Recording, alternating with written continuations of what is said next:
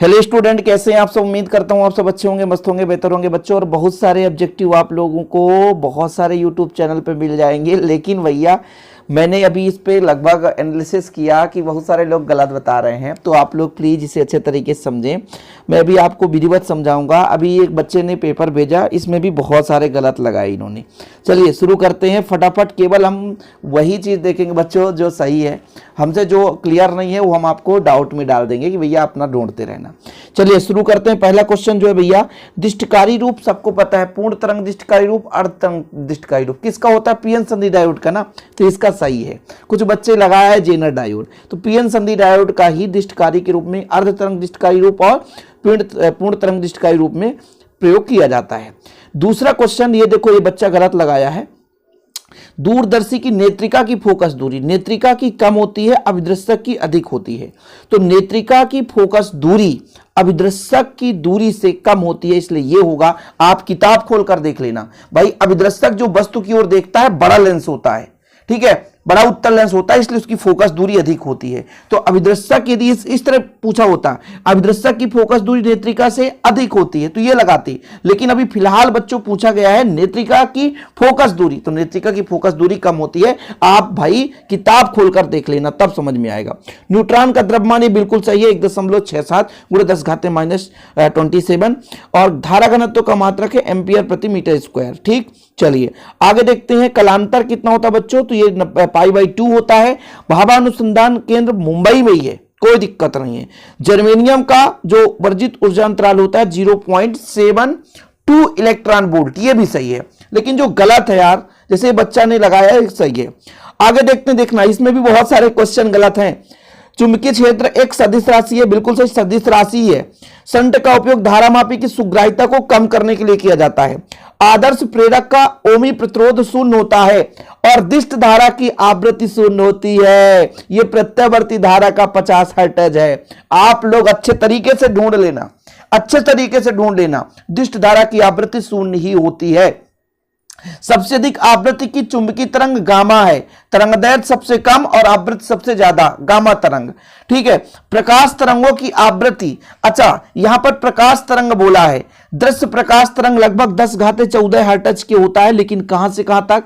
4 × 10⁻14 से 7 × 10⁻14 हर्ट्ज की कोटि की होती है। माइनस में नहीं, प्लस में, ध्यान रखना, प्लस में होता है। 10⁻14 हर्ट्ज की कोटि का होता है। जब प्रकाश विरल से सघन में जाता है तो अभिलंब की ओर झुक जाता है, अभिलंब की ओर झुकता है। सघन में जाएगा अभिलंब की ओर झुकेगा, और जब विरल में जाएगा तो अभिलंब से दूर हटेगा। अगला क्वेश्चन देखते हैं। एक पूर्ण चक्र में प्रेरक अपूर्त माध्य शक्ति शून्य होता है, सत्य है। माइक्रोवेव आवन में रेडियो तरंग, सत्य है। लेकिन ये अवरक्त तरंग की खोज विलियम हर्शेल ने किया था, इसलिए ये गलत है। विलियम हर्शेल है, आप देख लेना बुक में। नए अर्धचालक में मुक्त इलेक्ट्रॉन की संख्या होल के बराबर होता है, बिल्कुल सत्य है। वोल्ट मीटर विभवमापी से अधिक श्रेष्ठ है, गलत है भाई, विभवमापी श्रेष्ठ होता है। डी ब्रॉगली तरंग को विद्युत चुंबकीय तरंग नहीं कहते, बिल्कुल नहीं। विद्युत चुंबकीय तरंग आपको 7 प्रकार पता है। परमाणु एक धनात्मक है, गलत है। परमाणु एक उदासीन है, परमाणु एक उदासीन है। इसमें बहुत लोग गलत किए होंगे, आप मिला लेना। विभवमापी श्रेष्ठ होता है, वोल्ट मीटर श्रेष्ठ नहीं होता है, पहली बात। चलिए आगे चलते हैं बच्चों। अनुगमन वेग पर ताप का क्या प्रभाव पड़ता है? यदि हम ताप बढ़ाएंगे तो अनुगमन वेग कम हो जाएगा।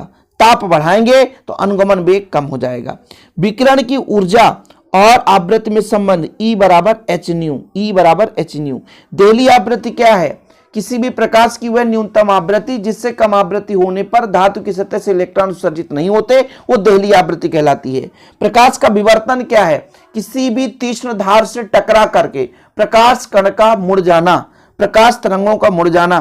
प्रकाश जैसे जा रही किसी तीक्ष्ण धार वाले सतह से टकराती मुड़ गई तो विवर्तन कहलाता है। लेंस की क्षमता का मात्रक डायऑप्टर। चुंबक की आघूर्ण कहां से कहां होता है? दक्षिण से उत्तर होता है बच्चों, दक्षिण से उत्तर होता है। ठीक है। धारामापी को वोल्ट मीटर में कैसे बदलते हैं? धारामापी को वोल्ट मीटर बदलने के लिए उसकी कुंडली के साथ श्रेणी क्रम में उच्च प्रतिरोध का तार जोड़ते हैं। कुंडली के साथ श्रेणी क्रम में उच्च प्रतिरोध का तार जोड़ते हैं। अब जो बच्चा अच्छे तरीके से पढ़ा होगा, ऐसा कोई क्वेश्चन नहीं है जो हम पढ़ाए ना होंगे भाई, सब कुछ हमने पढ़ाया है। ठीक है। इलेक्ट्रॉन विद्युत क्षेत्र उच्च विभव की ओर गति करता है, निम्न या निम्न विभव की ओर। मूल आवेश किसे कहते हैं, इसका मान कितना होता है, आवेश का मान सबको पता होगा भाई। विद्युत सेल क्या है यार, ओम का नियम, ये देखो इसको मैंने बढ़िया बताया था, ओम का नियम पढ़ाया था। बायोसेवर्ट का नियम तो ठीक ही है, ठीक है।